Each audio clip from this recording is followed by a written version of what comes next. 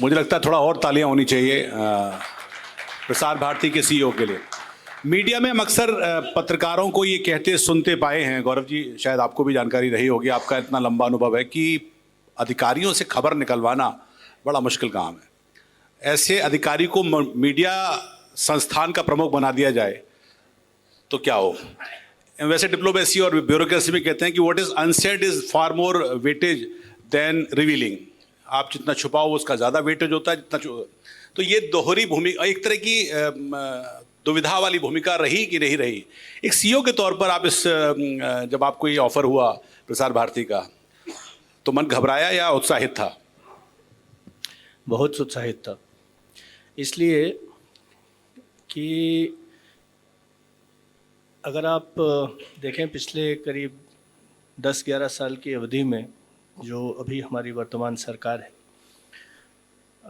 इसमें प्रधानमंत्री जी द्वारा 3-4 शब्दों का बड़ा नपातुला प्रयोग किया गया है और मेरे ख्याल से उसी में शासन और प्रशासन दोनों की जितनी भूमिका है वो स्पष्ट हो जाती है।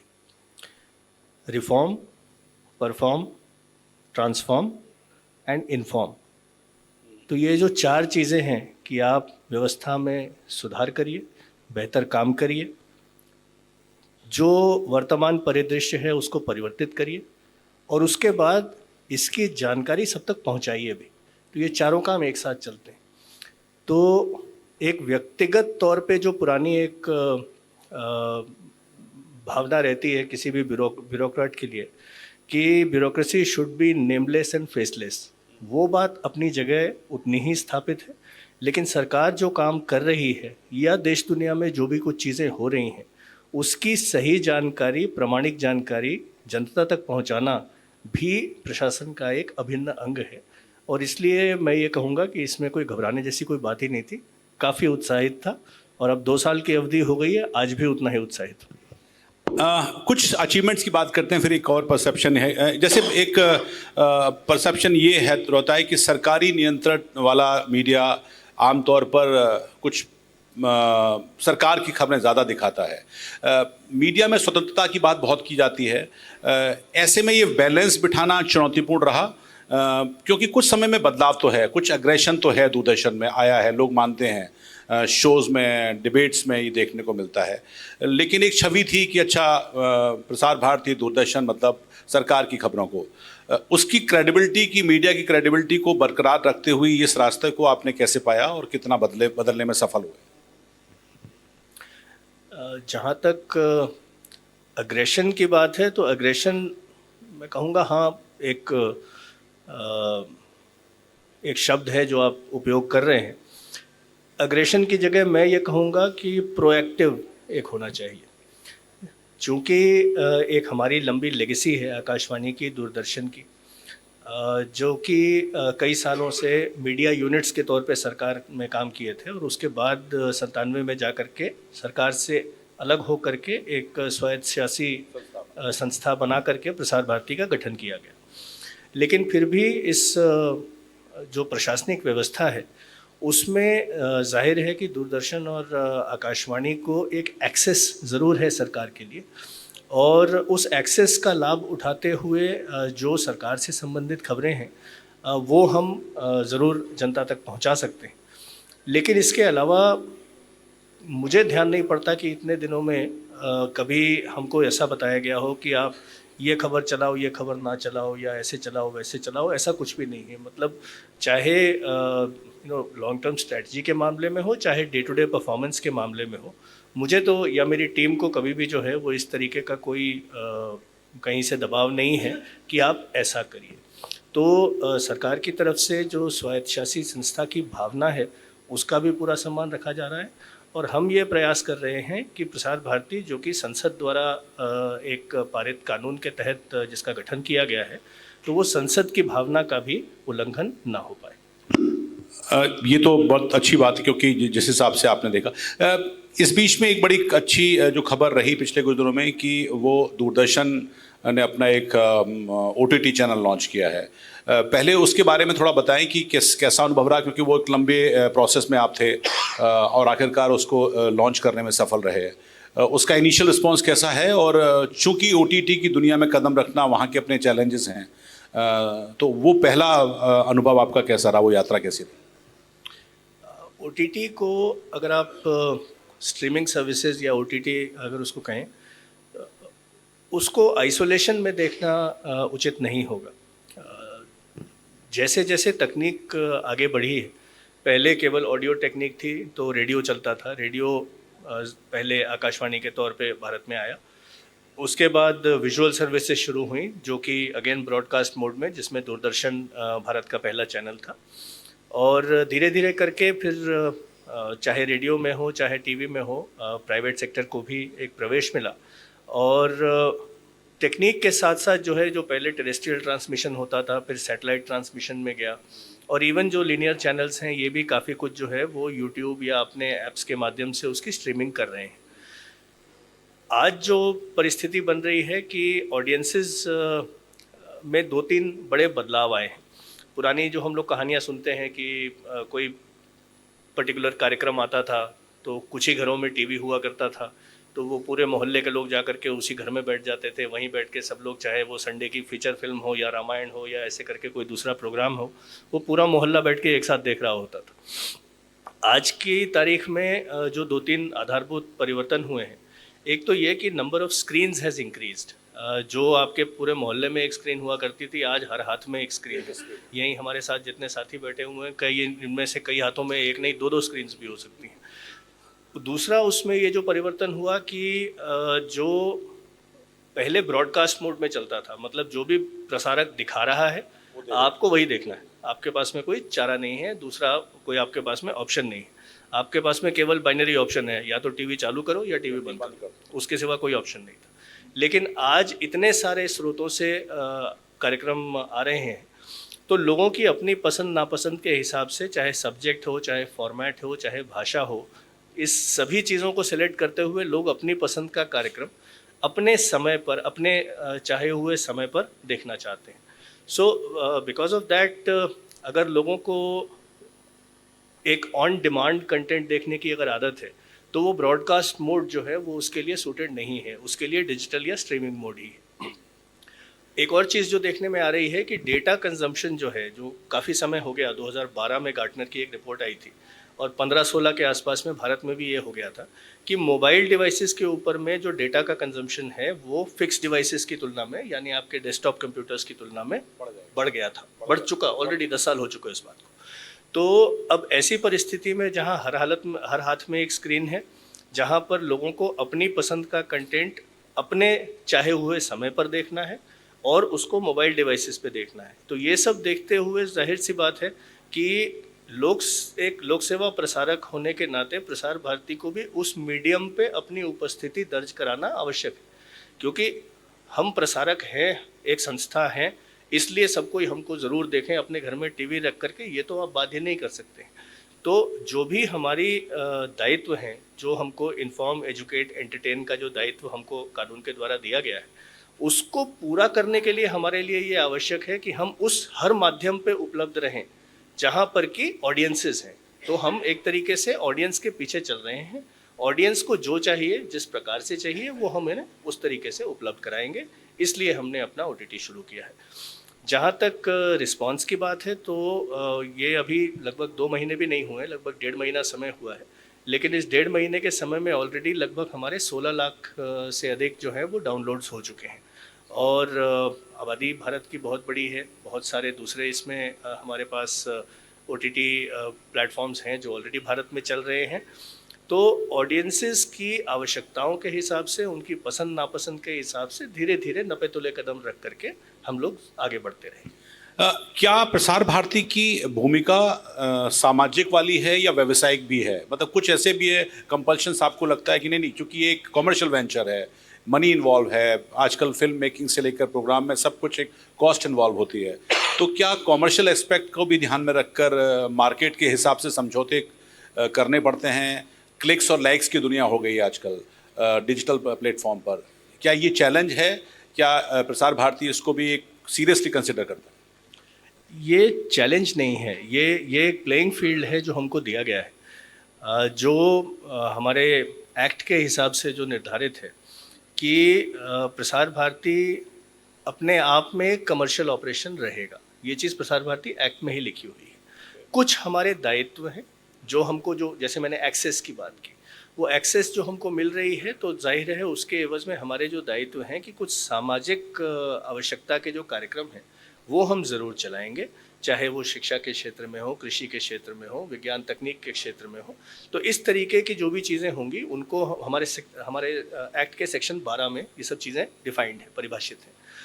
लेकिन उन सब चीज़ों को करने के बाद भी जो दूसरी एक्टिविटीज़ हमारी रहेंगी उनको कमर्शियली वायबल होना पड़ेगा, और प्रसार भारती अपने डे टू डे खर्चे जो है वो अपनी कमाई से ही निकालेगा। ये चीज़ एक्ट में ही परिभाषित है। तो इसलिए हम जो भी कुछ एक्टिविटीज़ कर रहे हैं उन एक्टिविटीज़ को एक कमर्शियल नज़रिए से ही देख रहे हैं। कमर्शियल नज़रिए का मतलब ये मैं नहीं कहूँगा कि उसके कारण हम अपना स्तर गिराएंगे। हम अपना जो ब्रॉडकास्ट कोड है, हमारा जो एडवर्टाइजिंग कोड है, जिस प्रकार के कार्यक्रम हम लेकर के ऑडियंसेस के पास पिछले स्क्रीन पे कहें तो अब 50 साल से 65 साल से आ रहे हैं, अगर रेडियो पे कहें तो 90 साल से अधिक समय से आ रहे हैं, तो हम अपने कार्यक्रमों का स्तर नहीं गिराएंगे। अच्छे कार्यक्रम जो फैमिली ओरिएंटेड कार्यक्रम हैं, जो आपको एंटरटेन करते हैं लेकिन साथ ही साथ में आपको अपने सामाजिक दायित्व या सामाजिक जो भी रुचि अभिरुचि है उसके हिसाब से आपको जानकारी भी उपलब्ध कराते हैं, ऐसे कार्यक्रम हम लेकर के आते रहे हैं और आगे भी आते रहेंगे। लेकिन ऐसे कैसे आप चुनौती करेंगे जिस उन तरह के OTT प्लेटफॉर्म जो कि अश्लीलता परोसने वाले हैं, तो अश्लील और श्लील के बीच में सामंजस्य बिठाना, कॉमर्शियल एंगल को भी ध्यान में रखना, बल्कि देश में डिबेट इस बात को लेकर भी है कि OTT प्लेटफॉर्म को लेकर भी एक पॉलिसी होनी चाहिए, उनके ऊपर भी एक सेंसर इस तरह का होना चाहिए और उसका क्या सीमा हो, ये सब डिबेट है। तो ये चुनौती आप मानते हैं कि ये चुनौती आपके सामने रहेगी? ज़रूर, ये चुनौती केवल हमारे सामने नहीं है, ऐसे सभी लोगों के सामने है जो कि एक स्तरीय कार्यक्रम लोगों तक लेकर के जाना चाहते हैं। जहाँ तक इसके रेगुलेशन की बात है, तो अभी पिछले कई महीनों में लगभग 2 साल 1.5 साल से हो रहा है, जिसमें कि जो कार्यक्रम जिस तरीके के बहुत सारे ऐसे प्लेटफॉर्म्स पर आ रहे हैं उसके ऊपर लोगों ने चिंता व्यक्त की है, चाहे वो सामाजिक मंच पर हैं, चाहे लेखनी में है, अखबारों में उसकी पत्रिकाओं में उसके बारे में आर्टिकल्स आए हैं, इवन संसद में उसके बारे में जो है कभी प्रश्न उठाए गए हैं। तो अभी कुछ संसदीय समिति हैं जो इस मामले को अभी विचार कर रही है, और हमेशा एक ये रहता है कि टेक्नोलॉजी थोड़ा तेज़ी से आगे भागती है, और टेक्नोलॉजी के तेज़ी से आगे भागने के बाद जो हमारे जो न्यायिक प्रक्रिया है, जो कानून है, जो हमारे नियम कायदे हैं, वो सारे फिर उस टेक्नोलॉजी को रेगुलेट करने के लिए वो सिस्टम्स बनाते हैं। तो इस एक पर्टिकुलर मैटर में आप देखेंगे कि टेक्नोलॉजी बहुत तेज़ी से आगे भागी, और उसको अब रेगुलेट किस प्रकार से किया जाए, इसके लिए जो भी कॉम्पिटेंट अथॉरिटीज़ हैं उनके स्तर पर ये विचार मंथन किया जा रहा है। लेकिन ये बात अपनी जगह तय है कि बहुत बड़ी संख्या में ऐसे लोग हैं जो इस बात को लेकर के चिंतित हैं कि किस प्रकार के कार्यक्रम हैं जो हमारी ऑडियंसेस तक लेकर के लाए जा रहे हैं, और उनका हमारे समाज पर, सामाजिक मनोदशा के ऊपर में उसका क्या प्रभाव पड़ेगा, और उसके ऊपर किसी न किसी प्रकार का एक नियंत्रण तो होना ही चाहिए। जहाँ तक जैसे फिल्मों का उदाहरण लें, तो जब फिल्में शुरू हुई थी तो उस समय तो अगेन वो टेक्नोलॉजी तेज़ी से आगे गई थी। 1913 में भारत में पहली फिल्म बन गई थी, लेकिन हमारे सेंसर बोर्ड का गठन उसके बाद हुआ था। टेक्नोलॉजी जो है वो पहले आगे चली थी और फिर एक कानूनी दायरा जो है वो बाद में बनाया गया था। तो एग्जैक्टली वैसी ही स्थिति अभी आज की तारीख में बनी हुई है, लेकिन आगे आने वाले समय में ज़रूर इसके बारे में चाहे संसद के द्वारा, चाहे शासन के द्वारा उसके संबंध में उचित निर्णय लिया जाएगा, और यही सामाजिक और देश के हित में भी होगा। एक सवाल, चूंकि हम आजकल मकर संक्रांति के दिन कुंभ की चर्चा कर रहे हैं और हम देख भी रहे हैं और आपका फोकस रहा है कुंभ को लेकर, प्रसार भारती की कुछ ज़्यादा फोकस रहा इस दौरान, कैसा फीडबैक है, क्या अनुभव है और किस तरह का इस बार आप लोगों ने पूरा व्यवस्था करी है? 2-3 चीज़ें रहेंगी। एक तो पहले ये कि अभी पिछले करीब 1 से 1.5 साल में हम लोगों ने अपनी टेक्नोलॉजी का जो स्तर है उसको काफ़ी कुछ अपग्रेड किया है। हमारा HD ट्रांसमिशन तो हाई डेफिनेशन ट्रांसमिशन तो पहले से चल रहा था, लेकिन G20 के समय से हम लोगों ने ये व्यवस्था बनाई कि ऐसे जो बड़े महत्वपूर्ण कार्यक्रम हैं उनको हम 4K में कवर करेंगे। तो हालांकि ब्रॉडकास्ट अभी भी जो है वो HD में होता है, लेकिन 4K में कवर करके और उसके बाद से फिर उसको हम लोग आगे HD में कन्वर्ट करके दिखाएंगे। तो एक तो ये कवरेज हमारी HD में हो रही है। दूसरी कि हमने इस बार लगभग 40 के आसपास कैमरास जो हैं वहाँ पूरे संगम क्षेत्र में, कुंभ क्षेत्र में लगाए हैं, जहाँ पर कि जो झूंसी का क्षेत्र है, अरेल का क्षेत्र है, जहाँ पर अखाड़े रुके हुए हैं, अखाड़ों के स्थान बने हैं, और इस प्रकार से, और शहर में भी अलग अलग जगह पे, तो लगभग 40 के आसपास हमने कैमरास लगाए हैं। कुछ मोबाइल कैमरास भी हैं हमारे जो वहाँ पर जगह जगह घूम करके लोगों से उनके जो अनुभव हैं उनके बारे में जानकारी ले रहे हैं। और जिन लोगों ने आज सुबह टीवी पर देखा होगा, दूरदर्शन पर देखा होगा कि जो आज शाही स्नान था उसका हम लोगों ने सुबह सुबह 5:30 बजे से उसका जो है प्रसारण शुरू किया था। इस बार हम लोगों ने एक हेलीकैम भी लाया है, तो एक हेलीकॉप्टर से भी जो है हम लोगों ने वहाँ पर कवरेज जो की है, क्योंकि ड्रोन्स पे भी कवरेज कुछ हो रही है, कुछ हेलीकॉप्टर से कवरेज हो रही है। हमारा उद्देश्य ये है कि जब ये मान्यता जब है हमारी, हम सब ये बात जानते हैं कि ये एक पूर्ण महाकुंभ जो है वो 144 साल बाद जब हुआ है, तो आज की स्थिति में जो भी उच्चतम टेक्नोलॉजी है उससे हमें उसको कवर करना चाहिए।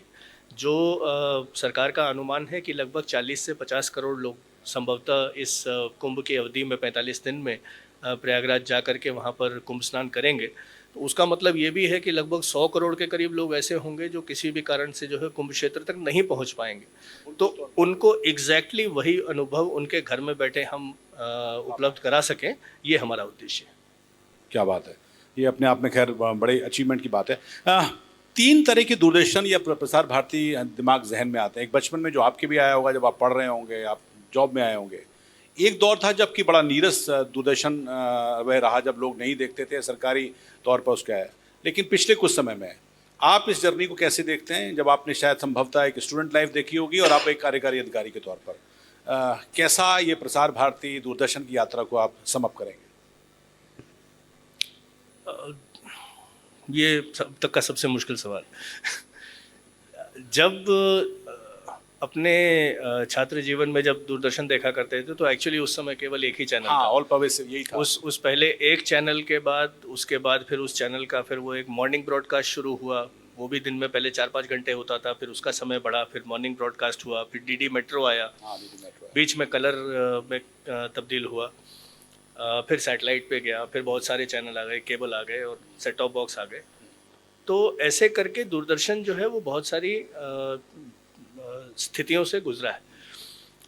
मेरा ये मानना है कि टेक्नोलॉजी को लेकर के हमेशा दूरदर्शन जो है वो टेक्नोलॉजी के फोरफ्रंट पे रहा है। ना केवल उस ज़माने में जबकि सरकारी एक यूनिट होने के नाते जो है अकेला चैनल था, लेकिन अगर अकेला चैनल था तो सन 1982 में उसको कलर करने की क्या आवश्यकता थी? भाई कोई और तो है नहीं बताने वाला आपको जो है, तो हम ब्लैक एंड वाइट में ही चलते रहते। लेकिन उस समय वो कलर हुआ, उसके बाद जो है वो दूसरा चैनल हुआ। उस समय भी कोई दूसरा चैनल, प्राइवेट चैनल्स नहीं आ रहे थे, तो वो भी एक टेक्नोलॉजी में एक एवोल्यूशन हुआ। उसके बाद जो सेट टॉप बॉक्सेस की हम बात कर रहे हैं, तो सेट टॉप बॉक्सेस 2003 में प्रसार भारती ने आरंभ किए। और आज भी जो है, आपको ये जानकर आश्चर्य होगा, बहुत सारे लोग इस बात को नहीं जानते हैं कि जो DD का सेट टॉप बॉक्स सिस्टम है, जिसको फ्री डिश कहा जाता है, जो कि completely free to air system है, जिसमें आपके लिए किसी प्रकार का ना कोई मंथली सब्सक्रिप्शन है, ना कोई लॉगिन है, ना कोई किसी प्रकार का पासवर्ड है। आज भी भारत का सबसे बड़ा सेट टॉप बॉक्स सिस्टम जो है वो DD का फ्री डिश। जो भी निजी क्षेत्र के हैं उसमें दूसरे और तीसरे नंबर पे जो लोग आते हैं उनको मिला दिया जाए तो हमारे बराबर पहुँचते हैं। In terms of number, in terms of numbers लगभग 5 करोड़ के आसपास जो है हाउस होल्ड्स हैं, जिसमें कि जो टोटल 19 से 20 करोड़ हाउस होल्ड्स हैं भारत में जो TV होम्स कहलाते हैं, और उनमें से लगभग 5 करोड़ में DD फ्री डिश ही चल रहा है।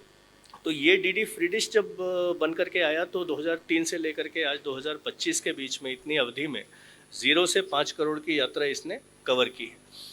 मैं कहूँगा कि ये नहीं है कि हमको किसी के साथ में कोई कंपटीशन है। हम ये चाहते हैं कि ये पूरे सेक्टर जो है इसका विकास हो। जो चाहे वो ब्रॉडकास्टिंग सेक्टर में, चाहे आप रेडियो की बात करें, टेलीविज़न की बात करें, या आप OTT स्ट्रीमिंग की बात करें, हमेशा से हमारा अप्रोच ये रहा है कि कोलैबोरेटिव अप्रोच जो रहेगा, जो प्राइवेट और पब्लिक सेक्टर के बीच में, उसका हमेशा एक बेहतर प्रभाव रहेगा। आप देखें, रेडियो से शुरू करते हैं तो रेडियो में बहुत सारे ऑडियंसेस ऐसे होंगे जिनको याद होगा, एक पुराने ज़माने में एक कार्यक्रम रेडियो पे आया करता था, अमीन सयानी जी ने शुरू किया था उसको, जो है बिना का गीत? नहीं, नहीं, अच्छा। बिना का भी था, लेकिन मेरे दिमाग में दूसरा प्रोग्राम था, कौन सा? Bournvita quiz contest.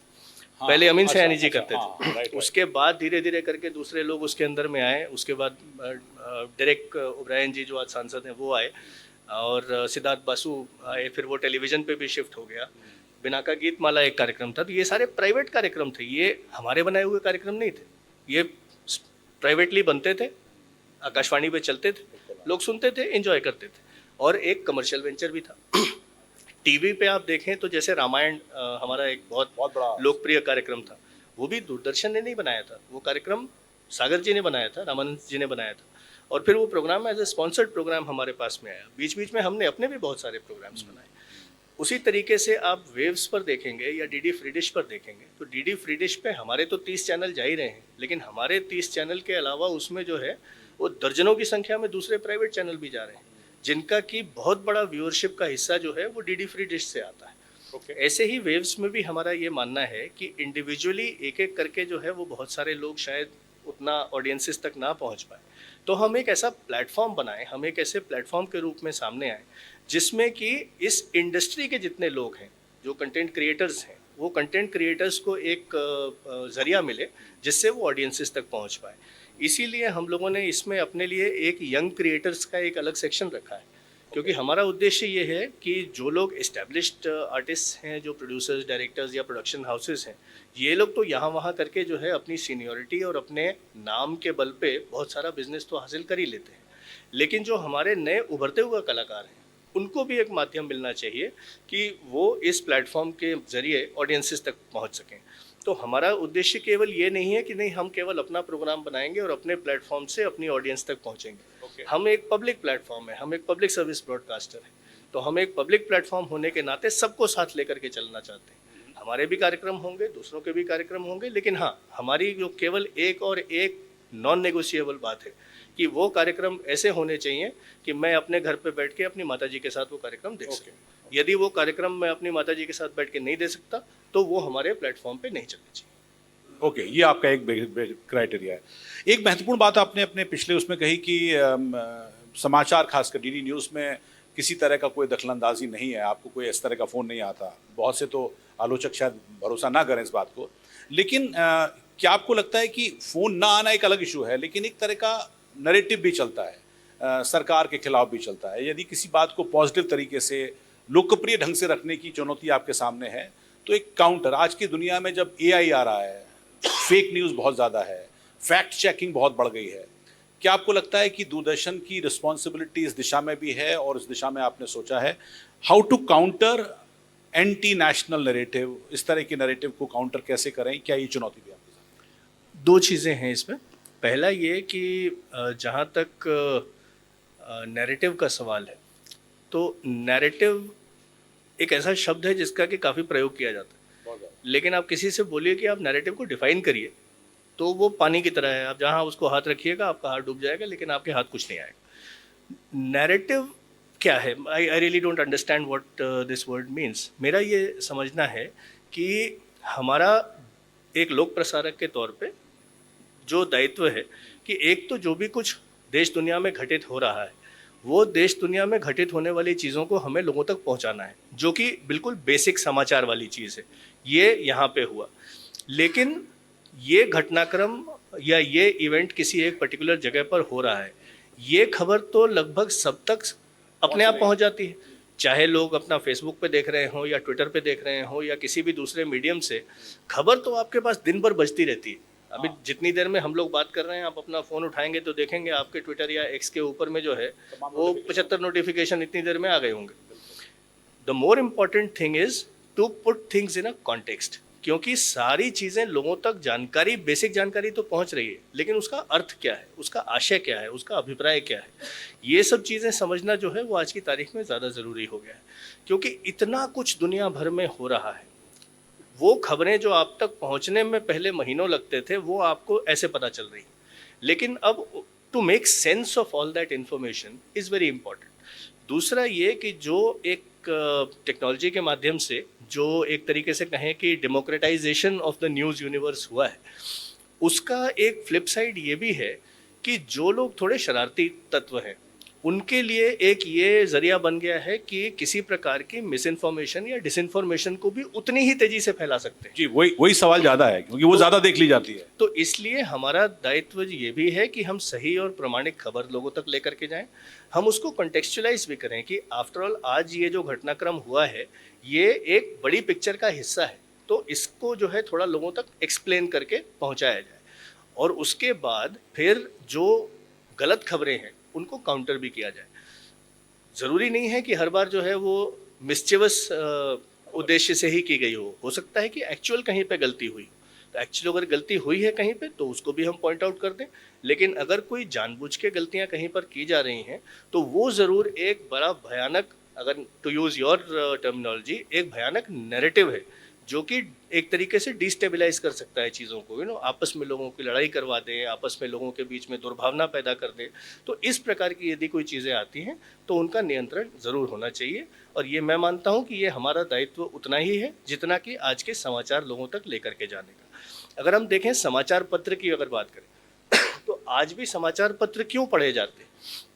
क्योंकि वो जो खबर उसके अंदर में आ रही है वो खबर तो 15 घंटे पुरानी है, वो खबर तो कल दिन में हुई थी, कल रात को वो छपा है, आज सुबह मेरे घर पर आया है, तो मैं क्यों अखबार पढ़ रहा हूँ? मैं अखबार इसलिए पढ़ रहा हूँ क्योंकि उसमें कंटेक्चुअलाइज किया जा रहा है, उसमें एक्चुअली जो है वो जो घटनाक्रम है उसको एडिट में कहिए चाहे ओपेड में कहिए, तो वो सारी चीज़ों को एक कॉन्टेक्स्ट में रखा जा रहा है, इसलिए अखबार पढ़े जा रहे हैं।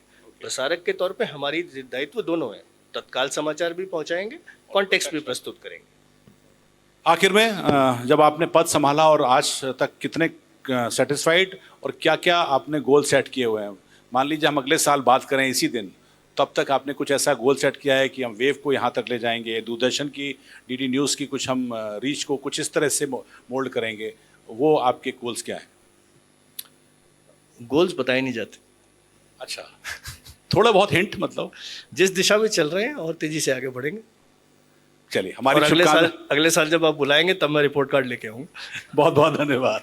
चलिए, बहुत बहुत धन्यवाद। आपके वेव की सफलता के लिए 16 लाख डाउनलोड्स एक अच्छा अचीवमेंट है और बड़ी चुनौती इस बात को लेकर भी होगा कि कई जो OTT प्लेटफॉर्म्स हैं उसमें जिस तरह का कंटेंट है, और जैसा आपने सही कहा कि उसको लेकर पूरे देश में डिबेट है। विश और हमारी पूरी शुभकामनाएं आपके साथ हैं कि OTT का ये वेब प्लेटफॉर्म उस जगह को भर पाए। आपका बहुत बहुत धन्यवाद।